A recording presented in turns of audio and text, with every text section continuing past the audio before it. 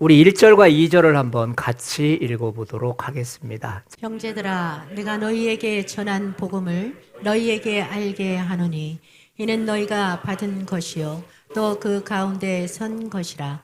너희가 만일 내가 전한 그 말을 굳게 지키고 헛되이 믿지 아니하였으면 그로 말미암아 구원을 받으리라. 내가 너희에게 전한 복음을 너희가 알게 하노니. 바울은 부활이라고 하는 단어를 직접 먼저 쓰지 않고 복음이라고 하는 단어로 시작을 합니다. 근데 이게 매우 중요한 의미가 있습니다. 왜냐하면 복음의 한 중심에는 부활이 있기 때문에 그렇습니다. 복음이 귀한 이유는 단순한 어떤 도덕적인 가르침 때문이 아니라 예수님에 대한 죽으심, 그리고 예수님에 대한 부활이라고 하는 실제 사건이 그 중심에 있기 때문에 그렇습니다.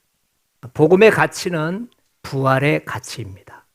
부활이 없다면 복음은 힘을 잃어버릴 거예요. 그리고 부활이 없었다면 복음은 생명이 없었을 거예요. 매일매일 십자가만 말하는 기독교는 정말 힘이 없을 거예요. 매일매일 고생만 해라. 매일매일 견뎌내야 된다. 어떤 일이 있어도 참아내야 된다. 이런 이야기만 있는, 십자가와 죽음만 있는 기독교는 정말로 힘들 거예요. 그런데 오늘 내가 전한 복음은 이라고 하면서 부활 이야기를 시작하는 것은 이 복음의 한 복판, 복음의 가장 핵심이 부활이라고 하는 생명이 있기 때문임을 믿으시기 바랍니다. 굳게 지키고 헛되이 믿지 아니하였으며, 이 굳게 지킨다라고 하는 말은 단순히 기억한다라는 뜻이 아니고요, 붙들고 살아간다라는 뜻이에요. 그러니까 이 부활이라고 하는 그것을 붙들고 생활하면서 살아간다라는 것을 굳게 지킨다. 초대교회는 얼마나 핍박이 많았어요. 예수님을 믿고 있는 성도들이 그 핍박 속에서 살았어요. 그런데 이들에게 소망이 되고 이들의 기쁨이 되었던 것은 내가 여기서 예수 믿다가 죽어도 다시 주님께서 죽음의 권세를 깨고 나를 살려주실 거라고 하는 이 부활이라고 하는 키워드가 그들의 1세기 공동체를 지켜냈다는 것을 믿으시기 바랍니다. 복음 안에 있는 이 부활을 정보 전달이 아니라 생명으로 전하고 있어요. 1절과 2절에 사용된 단어를 찾아봤더니 전했다, 받았다, 그리고 그 가운데 섰다. 자, 전했다라고 하는 말이 무슨 말이에요? 하나님으로부터 온 진리라는 것이죠. 내가 받은 그것은 사람으로부터 나온 것이 아니고 하늘에서부터 내려온 것을 내가 너에게 전했다. 계시에 대한 출처를 얘기하는 거예요. 그리고 받은 것이라고 하는 말은 그 복음을 각 개인이 믿음으로 받아들였다라는 것이죠. 그리고 그 가운데 섰다라고 하는 것은 이제 그 복음을 믿고 너희들이 삶 속에서 너희 삶의 기초가 되어서 밑거름이 되어서 지금 살아가고 있는 중이다라는 말입니다. 여러분, 부활은 한 번 듣고 잊어버리는 그런 이야기가 아닙니다. 여러분과 저의 인생을 지탱해주는 기초가 부활이 되시기를 축원드립니다. 집의 기초가 무너지면 집이 무너집니다. 마찬가지로 부활이라고 하는 기초가 흔들리면 신앙 전체가 무너지게 돼 있습니다. 우리는 부활이란 것을 되새기면서 살지는 않습니다. 그런데 여러분, 부활을 믿고 살아가는 사람은 어떤 환난 속에서도 뚫고 나갈 수 있는 힘이 있습니다. 사람이 왜 신앙생활 하다가 낙심하는지 아십니까?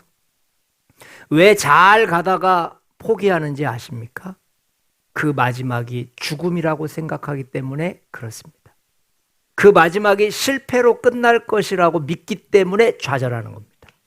그런데 나는 부활을 믿습니다라고 부활이란 말을 고백하고 외치지는 않지만 그 힘들고 그 각박하고 앞을 깜깜한 그 상태에서 다음 과정이 있다라고 느낀다는 것은 그 사람에게 살아갈 소망이 되고 오늘 이 시간 여러분과 제가 어떤 모습으로 이 자리에 왔다 할지라도 일어날 수 있는 기초가 된다는 것을 믿으시기 바랍니다.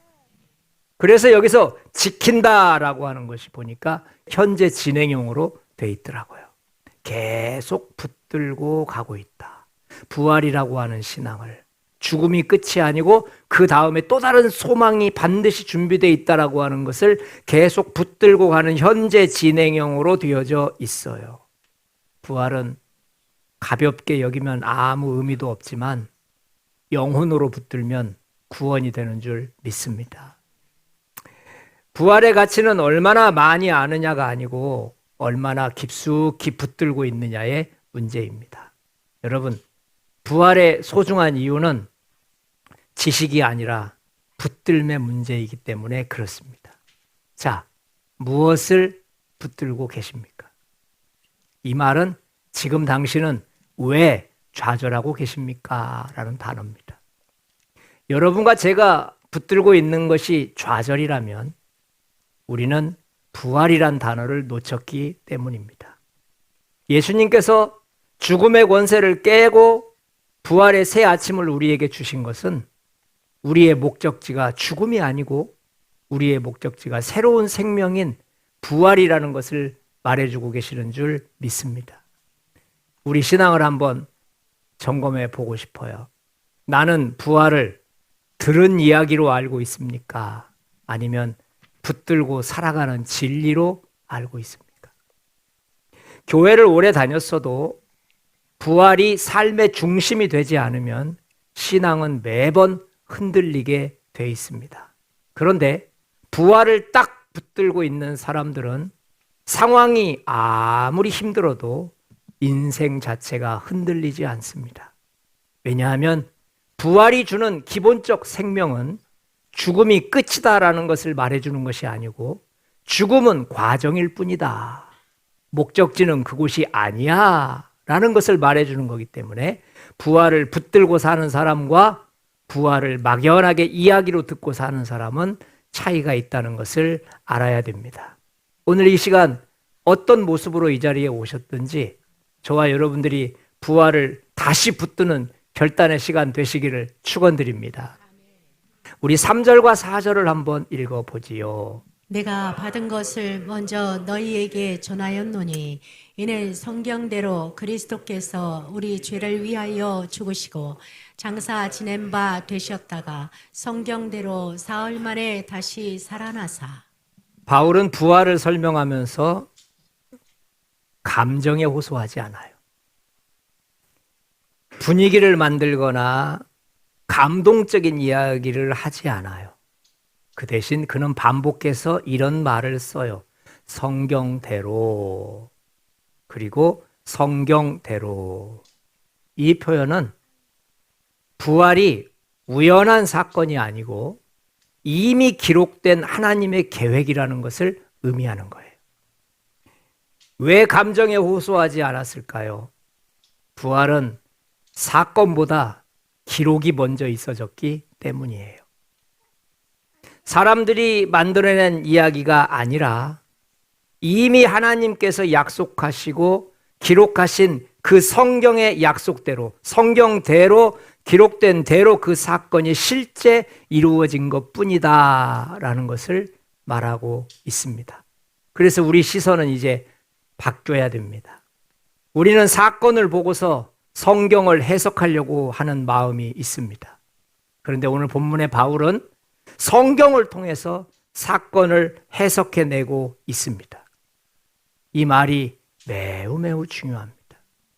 성경에 기록된 대로, 약속된 대로, 성경대로, 이 말은 여러분과 제가 무슨 일을 만났을 때 그 일을 가지고 성경에 빗대서 이해하지 말고 성경이 무슨 말씀을 하시는가를 가지고 우리가 당한 환난과 어려움을 해석하라고 하는 말입니다.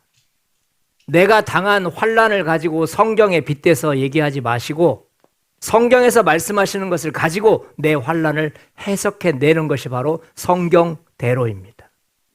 바울은 그렇게 얘기하는 거예요. 이것은 우연에 의해서 부활하신 것이 아니다. 제자들이 꾸며낸 이야기가 아니다.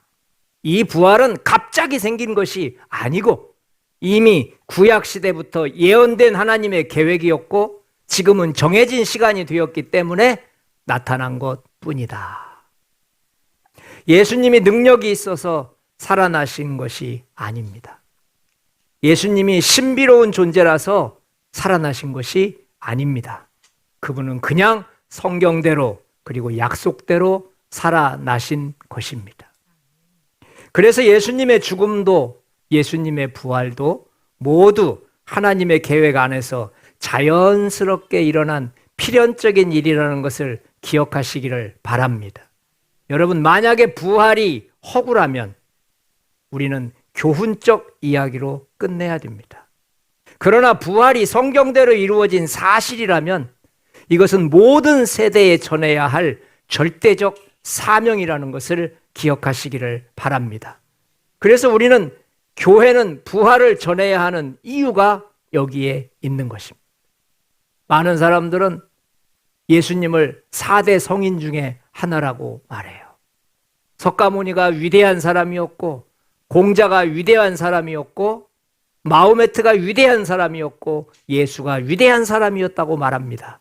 그런데 여러분, 부활 사건을 교훈으로 이해한다면 그 말은 100점입니다. 그런데 부활 사건이 교훈이 아니고 실제 일어난 사건이라는 말이 되는 순간 그 말은 정확하게 틀린 말이 됩니다. 예수님은 죽음에서 부활하신 분이라는 것을 믿으시기 바랍니다. 오늘 우리의 신앙은 어디에 두고 있습니까? 감정입니까? 분위기입니까? 환경입니까? 아니면 성경대로 말씀입니까? 여러분과 저의 신앙의 기준이 하나님의 말씀이 되어진다면 감정은 변할 수 있고 상황은 변할 수 있지만 말씀을 꽉 붙든 그 신앙은 변하지 않는다는 것을 믿으시기 바랍니다. 부활신앙은 감정 위에 세워지는 것이 아니고 말씀 위에 세워지는 것입니다. 그래서 아무리 힘들어도 느낌으로 살지 마십시오. 아무리 힘들어도 감정과 분위기로 살지 마십시오. 힘들 때 꼭 기억하세요. 기록된 말씀을 붙드는 사람이 승리합니다. 우리들이 무엇을 붙들고 있을까요? 항상 유동적으로 우리를 넘어뜨리려고 하고 우리를 힘들게 합니다. 그런데 배가 힘들게 하는 것이 아니고 물이 힘들게 하고 파도가 힘들게 하고 풍랑이 힘들게 하는 것입니다. 여러분과 제가 해야 될 일은 흔들리는 배에 타고 있다라고 말하지 마시고 그 흔들리는 물살에서 배가 있으니 내가 살아있다라고 말씀하시기를 축원드립니다. 어떻습니까? 세상의 고난이 여러분과 저를 넘어뜨릴 수 있을까요? 아닙니다. 세상의 고난 위에 우리가 서 있습니다. 그런데 우리라고 하는 사람, 나라고 하는 사람이 예수님을 모시고 있다는 그 자체 하나가 우리를 가장 안전한 폭으로 인도할 것을 믿으시기 바랍니다.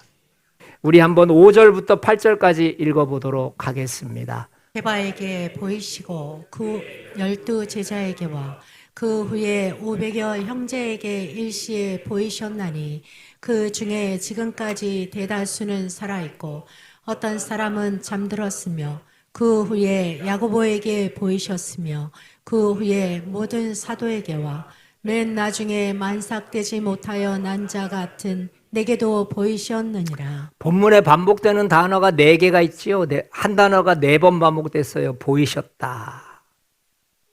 이 반복은 무엇을 의미하느냐? 부활은 숨겨진 사건이 아니고 공개적으로 일어났다고 하는 사실이에요. 확실하게 드러난 사실이라는 겁니다. 부활이 한두 사람의 착각이나 제자들이 막연하게 하는 환상에서 나온 말이 아니라는 거예요. 다수의 많은 사람들이 동일하게 경험했다는 거죠.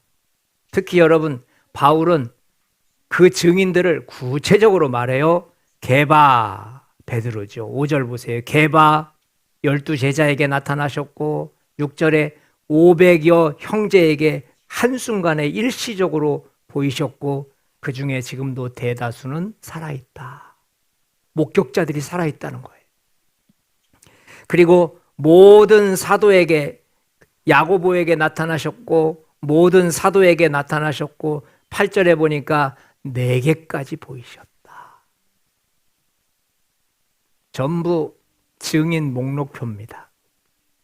지금 이 글을 쓰고 있는 당시에 대부분의 사람들은 예수님을 살아계심을 목격하고 지금 함께 살고 있는 중입니다. 그런데 중요한 특징이 있습니다. 여기 나와 있는 모든 사람들은 예수님과 관계된 사람들입니다. 오늘 이걸 놓치면 안 돼요. 눈으로 보는 것보다 더 중요한 것은 관계입니다. 믿음의 관계 속에서 그 사실이 믿겨지고 보여진다라고 하는 사실이에요. 그래서 부활은 믿지 않는 사람들에게는 의심의 대상이 되지만 믿음의 자녀들에게는 생명의 확신이 된다는 것을 기억하시기를 바랍니다. 부활이 어떤 것인지 모든 사람에게 강제로 증명하는 사건이 아니고 믿는 자에게 자연스럽게 열리는 은혜의 사건입니다. 여러분, 부활은 믿는 자를 위한 소식입니다. 믿지 않는 자들에게는 부활은 보이지도 않고 믿기지도 않고 잡히지도 않습니다. 예수님께서 보이신 그 많은 사람들의 증인들이 한결같이 공통된 점이 있는데 믿는 자들이었어요. 오늘 이 자리에서도 예수님의 부활이 믿겨지지 않고 허구이고 가짜이고 제자들이 만들어낸 이야기라고 한다면 여러분과 저는 구원을 점검해 봐야 됩니다. 왜냐하면 하나님의 자녀가 아닌 사람들은 구원이, 이 부활이 보이지 않습니다. 느껴지지 않습니다. 그리고 아까 말한 대로 굳건히 잡는다, 잡혀지질 않아요. 여러분과 저는 부활의 사람들인 것을 믿으십니까? 소리가 영 거시게 합니다. 여러분과 저는 부활의 사람들인 것을 믿으십니까? 어떤 사람들에게는 부활이 믿겨지고 어떤 사람들에게는 부활이 믿겨지지 않아요. 핵심은 딱 하나입니다. 관계입니다. 부활은 정보를 통해서 얻어지는 게 아닙니다. 그분과 나와의 관계성이 성립됐을 때 믿겨지는 것입니다. 그래서 부활은 정보에 대한 노출이 아니고 관계성에 대한 노출입니다.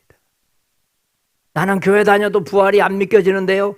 예, 그건 당신이 설교를 잘못 들었기 때문이 아니고 설교와 당신이 관계가 없기 때문에 그런 것입니다. 믿음과 화합하지 않으면 부활은 허구이고 한낱 가짜이고 장난일 뿐입니다. 여러분, 부활이 모든 사람에게 믿겨질 거라는 생각은 하지 마십시오. 부활은 믿는 자들에게만 믿겨집니다. 할렐루야. 우리의 축복은 바로 거기에 있는 것입니다. 기독교의 5대 불가사의를 아십니까? 신의 아들이 사람으로 오셨답니다. 얼마나 어이가 없습니까? 그런데 여러분들은 그걸 아멘합니다. 한번 확인해 볼까요? 여러분, 하나님의 아들이 육신을 입고 이 땅에 오신 줄 믿습니다. 지금 이게 제정신입니까? 신의 아들이 십자가를 지고 죽었다가 살아나셨답니다. 이걸 믿으십니까? 반대로 얘기하면 믿겨지십니까? 어떻게 해요? 그리고 그분이 이제 부활하셔서 하나님 우편에 가셨답니다. 지금 성부 하나님과 함께 계시답니다. 히브리서에 보면 우리를 위해서 중보기도를 하신답니다. 질문해 보겠습니다. 죽었다 살아나신 예수님이 지금 하나님 우편에 계신답니다. 믿겨지십니까? 이게 어떻게 제정신입니까? 관계성 때문입니다. 정보 때문이 아니고 관계성 때문이에요. 어떤 유명한 그 연예인 하나가 자기는 성경을 12번 읽었대요. 그런데 결론을 내렸대요. 신은 존재하지 않는다. 그러니까 12번을 읽어도 신이 나타나지 않았다는 거예요. 그래서 넌 진짜 신이 없다라고 느끼는 걸 보면 하나님 자녀는 아닌가 보다. 혼자 그래 생각했습니다. 여러분, 어떤 사람에게는 부활이 착착 달라붙고 믿겨지고 어떤 사람에게는 아리숭하고 기독교인들이 배울 만큼 배운 사람들인데 왜 저럴까? 어리숙하게도 보이고 이것은 모두가 다 성경의 지식이 부족해서가 아니고 그분과 관계성이 결여되었기 때문에 그런 것입니다. 그래서 예수님과 관계가 없는 사람들은 부활은 이해되지 않습니다. 그러나 관계가 깊어지면 깊어질수록 부활은 꽉 붙들은 확신처럼 정확하게 몸에 달라붙는다는 것을 믿으시기 바랍니다. 오늘 우리의 신앙을 한번 돌아보아 봅시다. 예수님을 지식으로 알고 계십니까? 아니면 관계로 만나고 계십니까? 부활의 확신은 정보가 아니라 관계에서 옵니다. 여러분, 부활의 확신은 정보가 아니라 관계성이에요. 한번 따라서 해봅시다. 부활은 정보가 부족해서가 아니고 관계성의 결여입니다. 그래서 예배를 통해서, 기도를 통해서, 말씀을 통해서 주님과 깊은 관계를 맺어야 우리에게는 죽음만 있는 것이 아니고, 우리에게는 고통만 있는 것이 아니고, 우리에게는 매일같이 비명소리만 있는 게 아니고 그 다음 과정도 있다는 것이 보여지고 느껴지고 잡혀진다는 것을 믿으시기 바랍니다. 우리 모두에게 부활의 소망이 지금의 상황이 결론이 아니고 과정으로 믿겨지시기를 축원드립니다. 우리 한번 9절부터 11절까지 읽어보겠습니다. 나는 사도 중에 가장 작은 자라. 나는 하나님의 교회를 박해하였으므로 사도라 칭함받기를 감당하지 못할 자니라. 그러나 내가 나 된 것은 하나님의 은혜로 된 것이니 내게 주신 그의 은혜가 헛되지 아니하여 내가 모든 사도보다 더 많이 수고하였으나 내가 한 것이 아니요 오직 나와 함께 하신 하나님의 은혜로라. 그러므로 나나 그들이나 이같이 전파하며 너희도 이같이 믿었느니라. 9절 말씀에 나는 하나님의 교회를 박해하였으므로 자신의 과거가 떳떳하지 못한 부끄러운 과거라는 것을 이야기해요. 그런데 보통 사람들은 부끄러운 과거를 쉽게 들추어낼 수 없습니다. 부끄러운 과거보다 더 큰 것이 있다면 과거는 웃으면서 말할 수 있습니다. 그런데 부끄러운 과거의 삶보다 현재의 삶이 떳떳하지 못하다면 부끄러운 삶은 그냥 간직할 뿐입니다. 오늘 한 사람이 부활하신 주님을 만남으로 인하여서 인생이 새롭게 변화됐다는 간증을 지금 9절부터 11절까지 하고 있는 거예요. 나의 부끄러운 과거를 나는 숨기지 않겠습니다. 오히려 들추어 내겠습니다. 왜냐하면 내 안에 있는 부활의 능력이 내 부끄러운 과거보다 더 크게 작동하고 있기 때문입니다. 그래서 과거는 교회를 핍박한 자였고, 과거에는 신앙적인 치명적인 죄인이었고, 과거에는 흑역사의 주인공이었는데 지금 부활을 만난 이후에 그의 인생 중심이 완전히 바뀌었다라는 것을 말하고 있는 거예요. 여러분, 과거가 중심이 되지 않으시는 성도님들 되시기를 바랍니다. 과거가 중심이 되어지면 부활이 사라집니다. 그러나 부활이 중심이 되어지면 과거는 한낱 추억일 뿐입니다. 여러분과 저의 삶 깊은 곳에 우리의 이 오늘의 현실이 여러분 이야기하기 좋은 추억거리로 끝난다는 것을 믿으시기 바랍니다. 그러나 부활이 없으면 오늘의 이 현실은 너무 힘듭니다. 부활을 가지고 있어야만이 우리의 이 현실이 더 큰 것으로 채워진다는 것을 믿으시기 바랍니다. 부활은 과거를 지우는 것이 아니라 과거보다 더 큰 의미를 없는 것입니다. 덮는 것입니다. 그래서 하나님을 만난 사람들은요, 가장 먼저 일어나는 게 상처가 치유됩니다. 경험이 있으십니까? 가장 먼저 일어나는 게 상처가 치유돼요. 왜냐? 부활을 경험하지 못했을 때는 과거의 얽매입니다. 저 사람이 나를 힘들게 했지. 내가 이것 때문에 실패했지. 내가 그때 잘했어야 되는데. 내가 조금만 더 했으면 좋았을 걸. 내가 미련했지. 과거에 딱 얽매여 있어요. 왜냐? 과거보다 더 큰 것이 내 인생에 없었기 때문이에요. 나를 가장 크게 무너뜨린 게 과거이기 때문에 사람들은 한 발도 앞으로 나가지 못하고 과거에 딱 매여 있습니다. 그런데 부활이라고 하는 생명이 우리 속에 들어오는 순간 그 생명이 과거에 나를 짓눌렀던 상처보다 더 크기 때문에 하나님을 만나면 첫 번째 나타나는 현상이 상처가 치유됩니다. 상처가 치유됐다는 증거는 무엇으로 알 수 있냐면 내 언어가 부활의 언어로 바뀝니다. 따라서 해봅시다. 잘 될 것입니다. 곧 통과할 것입니다. 하나님이 하실 뿐입니다. 이것은 과정입니다. 결론이 아닙니다. 곧 통과될 겁니다. 이게 부활의 언어입니다. 그런데 부활을 가지고 있지 못하면 과거에 얽매여서 거봐 해봐도 안 되잖아. 두 번째 한다고 되겠어? 이번에도 안 됐으니까 앞으로도 안 될 거야. 나는 뭘 해도 안 돼. 네가 그럴 줄 알았어. 나는 늘 그래. 이게 과거에 얽매인 사람들의 언어입니다. 여러분과 제가 오늘 이 부활의 새 아침을 맞이하면서 여러분과 저의 모든 것을 인도하시는 분이 과거의 상처보다 과거의 경험보다 더 큰 예수의 부활 되시기를 축원드립니다. 말합니다. 내가 모든 사도보다 더 많이 수고하였으나 부활을 경험한 후에 그는 더 이상 숨을 수 없었어요. 더 이상 가만히 있을 수 없었어요. 그리고 헌신하지 않을 수 없었어요. 그래서 내가 모든 사도보다 더 많이 수고했다라고 하는 것은 그 부활 사건이 바울이라고 하는 한 사람의 인생을 불태울 만큼 영적인 능력으로 꽉 차게 되었다는 것을 믿으시기 바랍니다. 그래서 그는 자신의 전 생애를 바쳐서 복음을 전했습니다. 복음 안에 있는 부활을 전했습니다.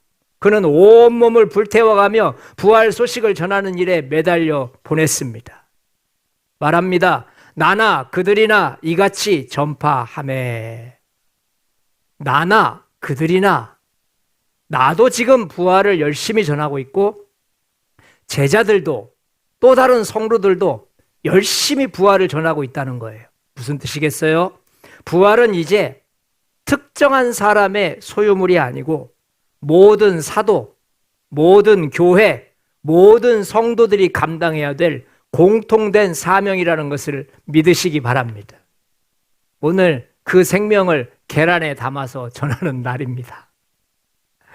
여러분, 우리에게 이어진 사명, 초대교회의 그 선배님들이 2000년 넘게 쭉 우리에게 그 생명을 이어왔습니다. 기독교의 출상은 부활이 존재하지 않았다면 기독교는 존재하지 않았습니다. 예수님의 십자가 사건으로 끝나버렸다면, 부활이 없었다면 기독교 자체는 사멸되어졌을 것입니다. 부활 때문에 새로운 시작이 시작되어졌습니다. 부활 때문에 새로운 시대가 시작되어졌습니다. 부활 때문에 새로운 세기가 시작되고 있습니다. 그래서 부활 소식은 가볍게 듣고 지나갈 이야기가 아닙니다.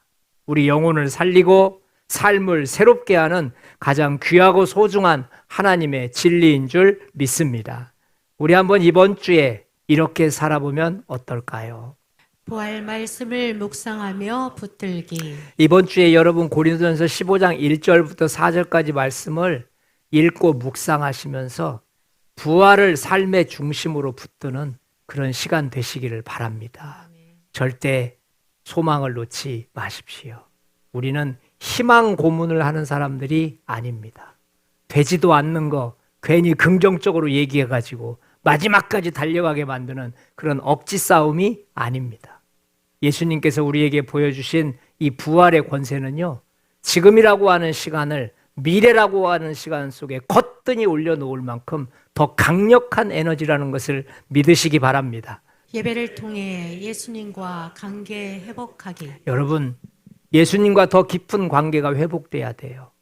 지금처럼 이렇게 하시는 것보다 조금 더 주님께 달라붙으십시오. 착 달라붙어야 됩니다. 주님께 달라붙어야 여러분과 제가 예배에, 기도에, 말씀에 성공할 수가 있습니다. 왜 우리는 신앙생활을 열심으로 해야 할까요? 관계성이 건강해져야 부활신앙이 회복되기 때문에 그렇습니다. 힘들고 어려운 것은 밥을 못 먹고 배고파서 그런 거예요. 영적인 것도 똑같아요. 여러분, 매일매일 기도하는 사람, 말씀 보는 사람, 예배 드리는 사람은 건강해서 부활의 생명체가 강력하게 역사합니다. 금방 낙심했다가도 순간적으로 일어납니다. 무너졌다가도 거뜬하게 일어납니다. 왜 그럴까요? 그분과의 관계성이 건강하기 때문에 부활 생명체를 매일매일 먹고 사는 줄 믿습니다. 우리 3절 함께 찬양드리겠습니다. 언약의 말씀. 언약의 말씀